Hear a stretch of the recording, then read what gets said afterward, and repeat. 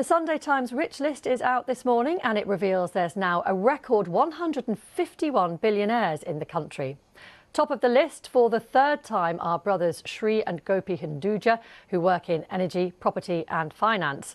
The inventor James Dyson is in the list's top 5, while Topshop owner Philip Green has plummeted to 156th place and is no longer a billionaire.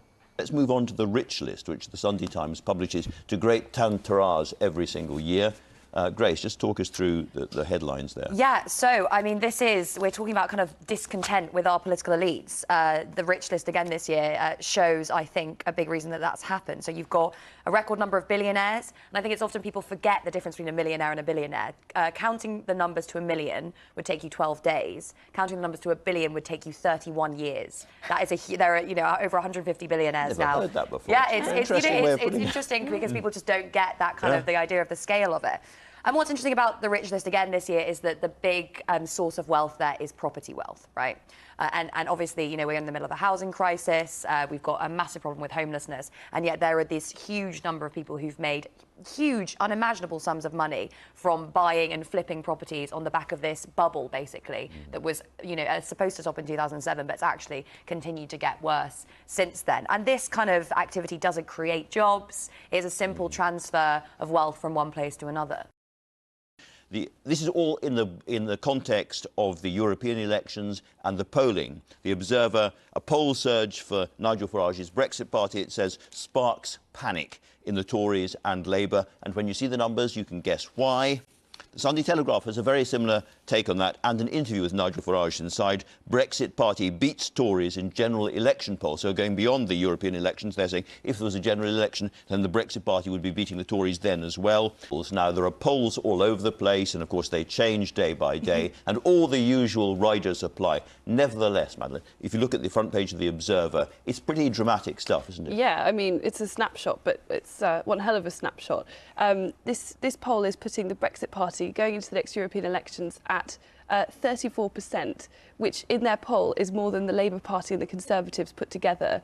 The Conservative support has plummeted to just 11% in the European elections. That's astonishing, isn't it? And at the same time, I mean, I think it's astonishingly high, but it's roughly in line with what UKIP were achieving, for example. So I think we know there is that level of Eurosceptic support.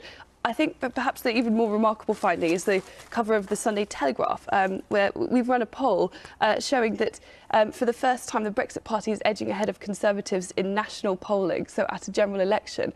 And were this current snapshot to be replicated in a general election, it would have the Conservatives almost halving the number of seats that they have and the BrExit party winning 49.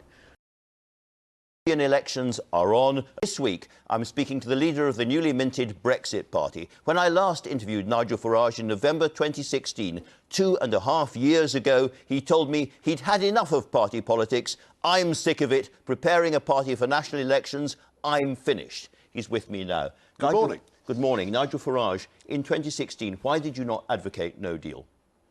Because it was obvious that we could do a free trade deal. So you accept that you weren't advocating no deal back then, which you now... Oh, no. In the referendum itself, I was the one that coined the phrase, no deal is better than a bad deal, which, of course, is pretty obvious. I was using every day for the last 2 weeks of that campaign. We can't find it. Well, you better look closer. What I can find is you talking about a deal and the possibility of a deal. Here, for an example... Well, a free trade deal... Well, here's an example of what you said at the time. Iceland and Switzerland can get deals that suit them. We can do something far, far better than that. Norway chooses its own deal. We will choose our own deal. My point is fairly simple, that during the referendum you were advocating one thing and now you're advocating something different. You're advocating a no-deal Brexit. You can accept that from the point of view of the referendum in 2016, there is no mandate for a no-deal Brexit. Here we are, nearly 3 years on from that referendum. Brexit's not been delivered, and frankly, given this government and given this parliament, there is no prospect of these parties delivering a clean break Brexit. But we've just heard you and everybody else on the Leave campaign saying that there was going to be a deal. About the fact that 500 MPs voted for Article 50, which said we would leave on March the 29th with or without a deal. Put it to you, the other way of seeing this is actually disentangling ourselves from the EU without there being an economic hit.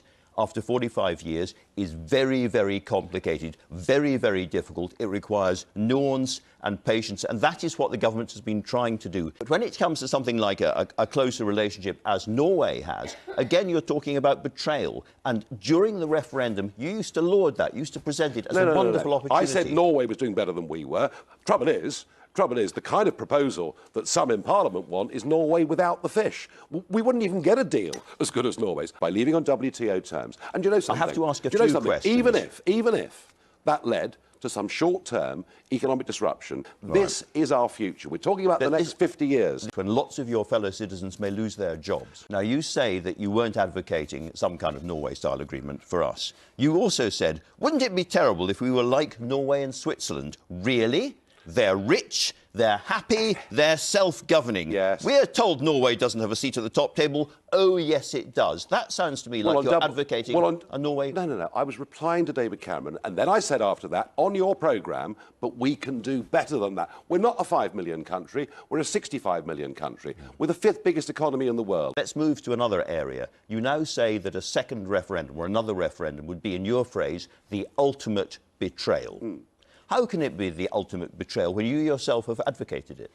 Oh dear, oh dear. Now look, I've said we have to prepare ourselves on the Leave side mentally for the fact there could be another referendum. If there is, we have to fight it and win it. But here's the point. If we had a second referendum, I think Leave would win by a bigger margin. Let's remind ourselves what you said about a second referendum earlier on. The Cleggs, the Blairs, the Adonises will never, ever, ever give up. They will go on whinging and whining and moaning all the way through this process. So maybe, just maybe, I'm reaching the point of thinking that we should have a second referendum because on what? On EU membership. The whole thing? Yes, of course. We should have a second referendum. Because I'm mentally saying to myself, if it's to happen, let's stop being in denial. And one of the problems here I'm sorry, how can it be the ultimate betrayal if you yourself were advocating it? I'm saying I'm mentally preparing myself for one, and I was then and I am now.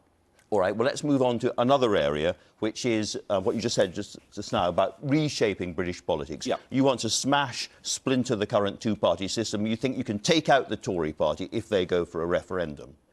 Now, your party, the BrExit party, has no manifesto in this election at all. Oh, we're the only one with a clear policy platform. Well, you don't have a manifesto. Well, you know, I will never, ever use the word manifesto again. Manifesto, to me, has a word association with lie. Policy platforms, no manifestos from the BrExit party. Ours is to leave with a clean break Brexit and get on with the rest of our lives. Trying to ask you some questions. Do you want to be Prime Minister? No, not particularly. So what's going to happen if you beat the Conservative Party and smash the two-party system? If there is a great splintering of the current system, out of the debris and the falling dust, what emerges? The BrExit party with you. Who knows what the future is? What I do know is we've got a two-party system that now serves nothing but itself. There is a complete breakdown of trust between the people in this country and our politicians. And frankly, they've revealed themselves to be grossly incompetent. And what I do want to see from this European election, if we can win these elections, absolutely I'm going to demand that BrExit party MEPs become part of the government negotiating team, because we can perhaps talk some sense into them. The only way that we can really judge the BrExit party in the round at the moment is by looking at its leader, looking at you. So let's look at you for a moment. Well, do you still want to replace the NHS with a private insurance-based system? I never did. I would like to take the burden off the NHS. You are trying to lead an insurgent party to replace the main parties. Therefore, you're an important figure in this. I think we are going to have to move to an insurance-based system of healthcare. I would feel more comfortable, my money would return value if I was able to do that through the marketplace of an insurance company than just trusting giving us £100 billion a year to central government. Do you still hold that view? If I was encouraged to opt out of the system to relieve the burden off the National Health Service, I would do so gleefully. Do you still believe that worrying about global warming is the stupidest thing in human history? I believe that if we decide in this country to tax ourselves to the hilt, to put hundreds of thousands of people out of work in manufacturing industries, given that we produce less than 2% of global CO2, that isn't terribly intelligent. Still want to roll back gun controls and reintroduce handguns to this country? Still feel uncomfortable with foreign languages being spoken on trains? Let's talk about... Do you still feel that people with HIV shouldn't be allowed into this country? Do I think the National Health Service is there for British people? Yes, I absolutely do. So you still do? You are not prepared to talk about what is going on in this country today. You're in denial, the BBC's in denial, the Tory and Labour parties are in denial. I think you're all in for a bigger surprise on Thursday week than you can even imagine. We have talked about it. Do you still admire Vladimir Putin?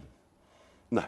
I've never admired Vladimir Putin. You asked, I said I wouldn't like to live in his which country. current world leader you most admired. nonsense. You told GQ magazine, as an operator, but not as a human being, yes. I would say well, Putin. The way he played the whole Syria thing, not as a human being. So I don't like him. I don't like him as a human being. What is your question? What is the relevance of this? I'm trying to work out who you are and where the BrExit party, which wants to destroy the party system, is going. You haven't commented on the fact we've got the most diverse list of candidates of any party fighting in this election. From the Revolutionary Communist Party right through to the right. Do you still want to slash the size of the state? Absolutely. Well, let's return to the thing that you are most well known for, to a lot of people watching, which is that famous poster, the Breaking Point poster that UKIP put up. Right. Can I ask you, would the BrExit party put that poster up? Well, we're in different circumstances because Mrs. Merkel is not suddenly saying, let's open our doors to everybody. Yeah, but... and as you know, or maybe you don't, as years go by, decades evolve, different issues come to the fore. Throughout that period of time, there is no question that the number one issue in British politics was immigration, people's concerns over open borders, its impact on wages, access to public health care. That poster sent a very, very clear message about migrants. Are you saying the BrExit party would not put up a poster like that? Well, it wouldn't, because it isn't the burning issue of the time. Do you regret it? Do I regret helping that poster? Do I regret helping to win? You regret that poster and the message it sort of sent? It was the truth. And if you think about that poster, it's transformed European politics. Nigel Farage, thanks very much indeed for talking to us.